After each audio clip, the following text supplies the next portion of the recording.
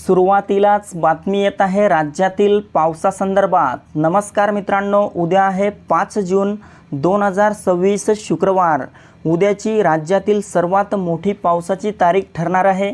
महाराष्ट्रातील 20 ते 25 जिल्ह्यांमध्ये उद्या मोठा अतिमुसळधार स्वरूपाचा पाऊस, अतिवृष्टी होणार आहे।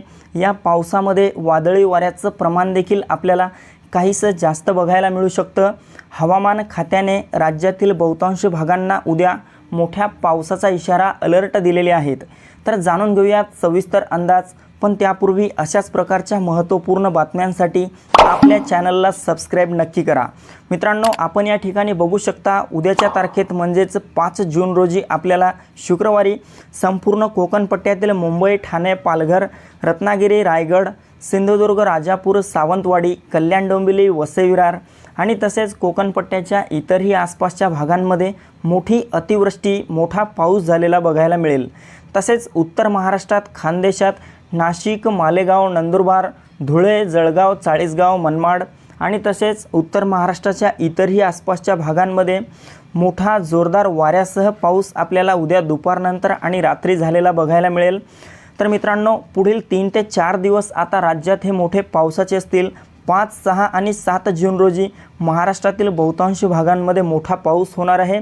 तसेच इकडे मराठवाड्यात छत्रपती संभाजीनगर, जालना, हिंगोली, परभणी, नांदेड, बीड, लातूर, धाराशिवच्या सर्वच भागात म्हणजेच मित्रांनो जिल्ह्याचा उल्लेख केला म्हणजेच या भागातील गावांचा आणि तालुक्यांचा देखील यात समावेश झालेला आहे। या सर्वत्र परिसरामध्ये आपल्याला आज रात्री आणि उद्या देखील मोठा पाऊस झालेला पाहायला मिळेल। मित्रांनो, राज्यातील वातावरण बदललेले आहे।